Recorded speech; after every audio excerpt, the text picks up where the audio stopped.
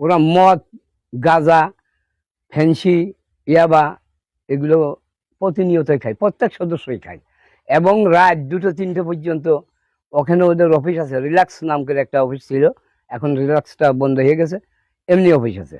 ওই অফিসেই বাইরের থেকে ভালো ভালো সুন্দরী মহিলারা আসে সারা রাত ওখানে রাত যাপন করে।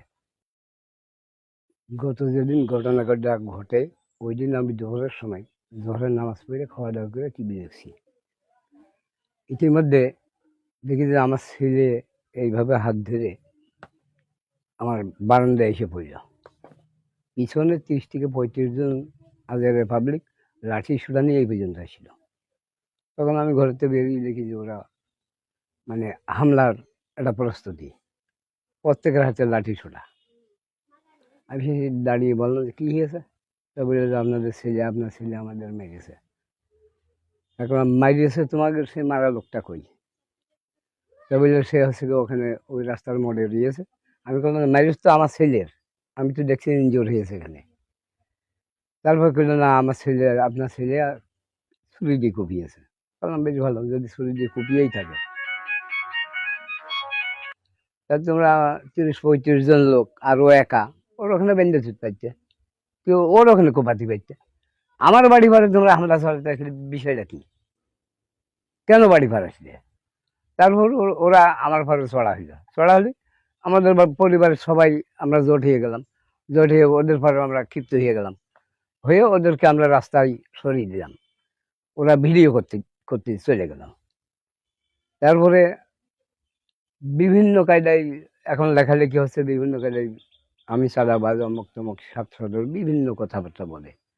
তা এখন আমার প্রশ্ন যে আমার ছেলেকে ওরা মাদক ব্যবসায়িক বলে চিহ্নিত করেছে, কিন্তু অরিজিনাল সে তো মাদক ব্যবসায়িক না, সে মাদক সেবী। এইটা আমি পরস্পর জানি। কোনো ছেলে বা কোনো মেয়ে যদি মাদক সেবন করে, কোনো বাপ মার সামনে কি করে? এটা তো আমি কখনোই দেখিনি। তবে বাই মানুষ বলে যে আপনার ছেলে মাদক খায়, গাঁজা খায়, কিন্তু মাদক ব্যবসায়িক সে না। অথচ ওই দিন যে ঘটনাটা ঘটিয়েছে, ওই দিন বাইরের থেকে 3 জন লোক প্রাইভেটে আসছিল আজাদ রিপাবলিকের ওখানে। 3 জন লোক লাইভেই আশিক নামে একটা ছেলে আজাদ রিপাবলিকের, ওর হাতে পকেট থেকে কয়েকটা বড়ি বের করে দিয়েছে। আমার ছেলে কিন্তু সেখানে প্রেজেন্ট। ওখানে দাঁড়িয়ে বলতে চাই তোমরা কোথা থেকে আসছো? পাবনা না কোন জায়গাতে, বললো যে অমুক জায়গাতে আমরা আসছি। চাইছে ওর হাতে কি দিলে?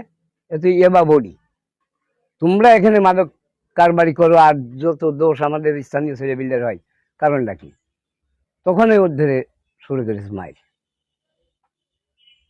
মাতৃ ওর যখন হচ্ছে গিয়ে ও একা 30-35 জন লোক, তখন ও হইতে আসতে বাধ্য হয়েছে, তখন ওরা বাড়ি বাড়ি আসছে।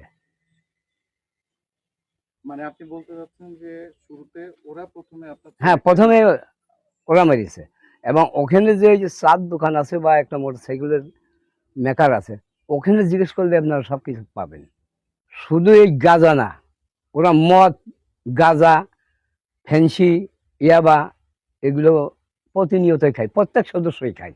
এবং রাত 2-3টে পর্যন্ত ওখানে ওদের অফিস আছে, রিল্যাক্স নাম করে একটা অফিস ছিল, এখন রিল্যাক্সটা বন্ধ হয়ে গেছে, এমনি অফিস আছে। ওই অফিসেই বাইরের থেকে ভালো ভালো সুন্দরী মহিলারা আসে সারা রাত ওখানে রাত যাপন করে। এটা হচ্ছে ওদের অফিস, ওই মাথায় ওই আজাদ রিপাবলিকের অফিস। দোকানের মালিক হচ্ছে রমজান। আমরা প্রতিবাদ করেছি, যেই প্রতিবাদ করতে যাক ওদের মুখে আমরা বাধার সম্মুখীন হই।